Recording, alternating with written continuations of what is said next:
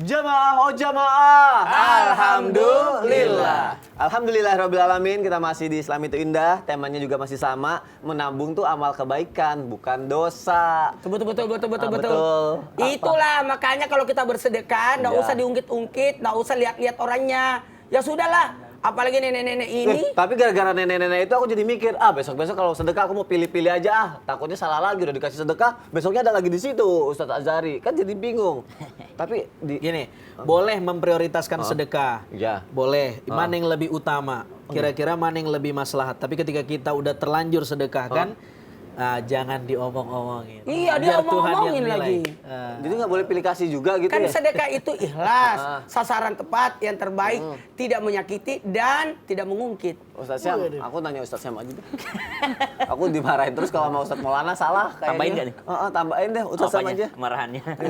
Jangan dong, jangan Ustadz marahan ya. Azhari, Ustadz Maulana, Mas Soni serta guru-guru kami yang dimuliakan Allah Subhanahu wa taala. Bismillah, alhamdulillah, wassalatu wassalamu ala Rasulillah wa ba'd. Lalu ditanyakan, apakah boleh kita melakukan amal kebaikan namun kita pilih-pilih orang, hanya kepada orang yang mau kita tolong aja. Nah, bukankah Allah melarang kita untuk pilih kasih? Jadi kita jangan sampai untuk pilih kasih kepada orang lain yang kita mau tolong. Jadi sebenarnya kalau kita mau katakan bahwasanya memilih-milih orang, Nabi SAW kita itu sampaikan kepada kita dalam sebuah riwayat. Sesungguhnya makanan terbaik itu adalah makanan yang kau berikan kepada ahli ibadah, makanan kepada orang soleh. Jadi kalau misalnya kita mau ngasih makan orang, prioritaskan orang soleh sebenarnya. Kalau kita bikin undangan nih, jamuan, subhanallah, ada jamuan di rumah kita, ada undangan, ada acara di rumah kita, paling duduk depan itu, kasih tuh jamaah masjid itu. Jamaah masjid dekat rumah kita, orang-orang soleh itu yang paling depan duduknya tuh, subhanallah. Kasih mereka makanan terbaik. Kenapa? Karena kita tahu nih orang-orang soleh nih habis dari masjid. Saya kemarin bikin acara, mohon maaf cerita sedikit, saya bikin acara di Ciputat. Saya udah undang teman-teman saya, subhanallah, ada tempat duduk, ada tenda, subhanallah. Pas saya pulang itu udah penuh sama jamaah masjid. Saya bilang, kenapa ini penuh sama jamaah masjid? Ternyata bapakku mengamalkan hadis ini. Makanan terbaik itu adalah untuk orang-orang soleh yang mana terdekat dari rumahmu, kerabat-kerabat yang ada dekat rumahmu orang soleh. Jadi kasih duduk depan dulu jamaah masjid, baru kasih makan yang lainnya, subhanallah. Tapi itu kalau jamuan. Kalau orang kelaparan, ndak usah tanya lagi agamamu apa, soleh nggak kau? Jadi kalau ada orang kelaparan, orang minta-minta bantuan, subhanallah, kita mau nolongin orang, tiba-tiba kita nanya lagi, kau agama apa? Kau soleh nggak? Sholat nggak kau? Udah sholat subuh belum? Ada orang kelaparan pagi-pagi, kita mau ngasih sarapan, tapi kita nanya dulu, udah sholat subuh nggak? Subhanallah. Jadi kasih aja, karena dia udah kelaparan. Kalau yang tadi disebutkan, memprioritaskan ini adalah ketika ada jamuan, kita mau ngasih makan. Sebagaimana Imam Syafi'i ketika diundang, dijamu oleh Imam Ahmad bin Hambal. Jadi ketika Imam Syafi'i menginap di rumah Imam Ahmad bin Hambal, anaknya Imam Ahmad bin Hambal ini diminta untuk bawakan makanan ke kamarnya Imam Syafi'i. Lalu keluar dari sana, anaknya Imam Ahmad ini mengatakan kepada ayahnya, wahai ayah, saya lihat temanmu itu, kau bilang dia alim, kau bilang dia orang soleh, tapi saya lihat makannya dia habisin, banyak banget dia makan. Itu yang pertama. Yang kedua, saya perhatikan dia, subhanallah, dia itu tidak tahajud.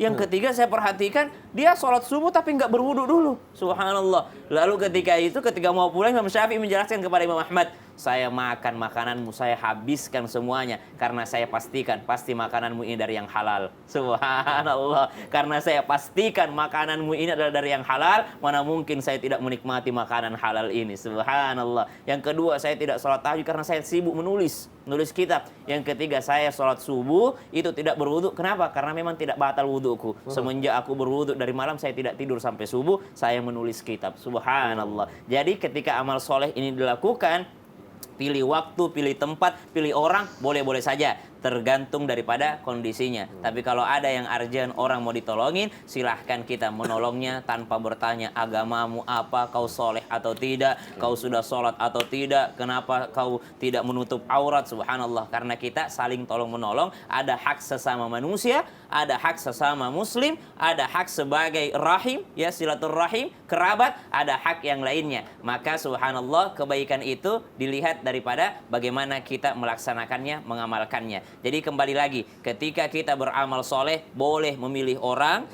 Yang kedua, kalau kondisinya sudah mendesak, tidak usah pilih-pilih orang lagi. Subhanallah, siapa yang berhak untuk pertolongan, maka kita tolong orang tersebut. Allahu ta'ala alam. Oh, berarti boleh milih orang, tapi kalau udah mendesak banget, ya nggak usah. Iya, pilih-pilih kayak orang. ketemu di jalan kan itu udah nggak usah nanya lagi nenek-nenek kasihan. Tapi dia 2 kali ada di situ. Aku bingung. Jangan-jangan nenek sendiri apa nih? Oh iya, jangan-jangan nenek aku ajak. Aku kasih om. Ya ampun. Berarti yang pikun bukan neneknya, Iya, cucunya. aku. Ya. Udah deh, nanya yang lain lagi. Takut salah. Habis tuh pertanyaan. Tapi enggak, aku mau Oke. memperbaiki diri terus gitu. Misalnya aku udah ibadahnya rajin, sholat, sedekah semua, tapi aku masih suka ngumbar aib orang. Allah. Itu gimana ya? Dia beramal, Iya. tapi tetap ngumbar aib orang. Ngumbar aib orang. Tapi Jadi nabung beramal. pahala, tapi nabung dosa juga. Ya kayak kekurangan orang gitu kan. Bisa aja ngomongin orang juga gitu loh. Gitu gimana ya? Kita Apakah hilang bahas apa nih enggak? ya. Mau penjelasannya Ustaz Azhari. Bismillahirrahmanirrahim. Bagaimana kalau kita udah beramal tapi di saat yang sama kita mengumbar aib orang? Harusnya amal itu membuat kita lebih suka mengintrospeksi diri kita daripada orang lain.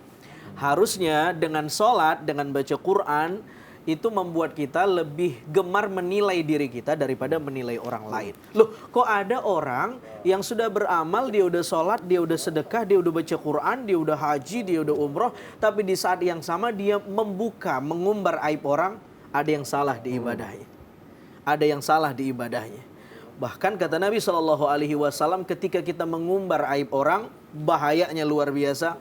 Siapa yang menutup aib saudaranya, maka Allah akan tutup aibnya fid dunya wal akhirah, di dunia dan di akhirat. Karena Allah itu punya satu asma namanya Ya Sattar, As-Sattar. As-Sattar itu Mas Soni artinya yang maha menutupi. Mau menutupi. Andai saja Allah tidak menutupi aib kita, Ya. mungkin tidak ada yang mau menjadi orang terdekat kita. Tidak ada orang yang mau menjadi sahabat kita. Nggak ada orang yang mau percaya dengan omongan kita. Tapi Allah punya satu asma, As-Sattar. Ditutupin sama Allah. Lalu kemudian setelah ditutupi sama Allah, dibuka sama kita aib orang itu, Allah akan membuka aib kita di dunia dan di akhirat. Karena itu juga kata Nabi SAW, salah satu yang Allah nggak suka banget dengan seseorang itu adalah ketika Allah udah tutup aibnya, udah ditutup, diceritakan aibnya ke orang. Tadi malam saya begini. Saya singgah di tempat ini, di tempat ini. Caranya begini. Ini segala macam. Dia mengobral dosanya, memposting dosanya, men-share dosanya. Kata Allah, orang yang kayak begini namanya al-mujahirin. Ada al-mujahirin, ada al-muhajirin. Beda ya? Beda. Oh, beda. Beda satu huruf tapi maknanya bedanya banyak. Al-mujahir adalah orang yang bangga dengan dosanya. Aduh. Sudah ditutupin Allah, dia buka. Tapi orang yang muhajir, dia yang hijrah dari yang tidak baik ke yang baik.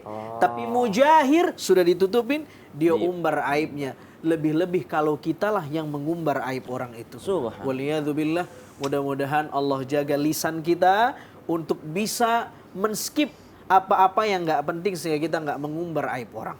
Amin ya rabbal alamin. Terima kasih Ustaz Azhari.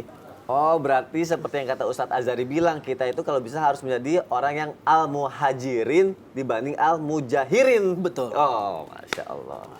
Untung nggak? Jago dia. Masya Allah. Mujahir, Luar biasa. muhajir. Mujahir, muhajirin. Masya Allah. Ada satu lagi. Apa lagi? Mujair. Ah, Biar kenyang itu kalau enak. Itu enak Ikan tuh. mujair. Aku suka Sebutkan banget. nama 5, nanti dapat sepeda. Hei, nama ikan. Oke, jangan deh. Kalau gitu aku mau bacain pertanyaan, insya Allah dapat jawaban dari Ustadz Maulana dan guru-guru kita. Yuk kita masuk ke segmen Tanya Dong Ustadz. Kami semua tanya dong Ustadz. Masya Allah, tabarakallah. Ada pertanyaan dari siapa ya? Oke, ini dari Instagram hamba Allah. Assalamualaikum Ustadz. Waalaikumsalam warahmatullahi wabarakatuh. Emang salah ya kalau kita saling berlomba nabung amal kebaikan untuk mendapatkan tempat yang layak nanti di surga? Ustadz Syam? Semua tempat di surga itu layak. Jadi kalau udah masuk surga udah pasti layak tempatnya. Namun orang masuk surga itu kan karena rahmat Allah. Semua kita masuk surga itu karena rahmat Allah. Namun amal soleh itu menentukan tingkatan kita di surga. Subhanallah, ini kata salah satu pendapat. Jadi kalau dalam Al-Quran disebutkan wa may ya'mal minas solihati min dzakarin aw untha wa huwa mu'minun, orang-orang yang beramal soleh laki-laki ataupun perempuan itu akan diberikan surganya Allah Subhanahu wa taala. Jadi memang kalau orang beramal soleh untuk mendapatkan surga, insya Allah tidak ada yang salah di sana. Ya, tidak ada yang salah di sana. Cuma kalau mau lebih tinggi lagi tingkatannya, lakukan karena Allah Subhanahu wa taala. Seperti Sayyidatina Rabi'atul Adawiyah ya. Kalau aku ke surga tapi tidak dapat rahmatmu untuk apa gitu. Kalau bukan karena cintamu ya Allah. Jadi dapatkan rahmatnya Allah, engkau pasti masuk ke surganya Allah Subhanahu wa taala. Karena bukan itu yang tujuan utama sebenarnya. Orang masuk surga itu udah dikasih kenikmatan sampai di mana Allah Subhanahu wa taala mengundang penduduk surga untuk bertemu dengan Allah Subhanahu wa taala. Itu kenikmatan yang luar biasa. Insyaallah. Terima kasih Ustaz Syam. Iya.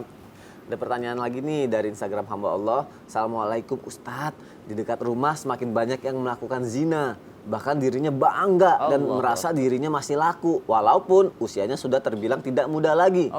Bagaimana caranya semakin usianya sudah tidak muda lagi bisa fokus menabung amal kebaikan, bukan malah gemar melakukan dosa. Wah, ini harus dijawab melalui tausiah nih Ustadz Maulana. Baik, Silakan insya Allah. Ustadz. Izin Ustaz Asari Nasution dari Medan dan Ustaz Syam Al-Marusi dari Maros. Masya Allah. Masya Allah.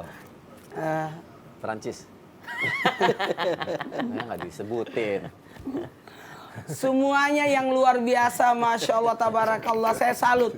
Hari ini kita belajar banyak bagaimana kita menjadi orang yang bermanfaat. Enaknya karena ini bukan hanya mengingatkan diri kita, menyadarkan diri kita, tapi juga menyadarkan orang-orang di sekitar kita. Dan Alhamdulillah jangan ada ketidakpedulian. Tidak ada masalah. Dia yang melakukannya, dia juga dapat dosanya. Tapi kamu satu dekat rumah. Ya. Jadi kena asap, kau juga kena. Jadi jangan ada ketidakpedulian. Mohon maaf ya, kalau berbicara tentang mengingatkan orang yang gimana cara mengingatkan, menyadarkan orang, sadarkan akan usia. Orang makin tua, harusnya makin sadar. Lalu kalau bisa minta maaf, astagfirullahaladzim, mudah-mudahan ini bukan menggurui, hanya mengingatkan. Karena yang paling tua di sini saya. Aku sudah hampir 50. Wah, masa sih? Iya, kayak 48 kan? 2 tahun doang. Jelita, jelang 50 tahun. Oh, jelita. Balita lagi. Bukan balita. Dan Alhamdulillah, ingatkan, sadarkan akan usia.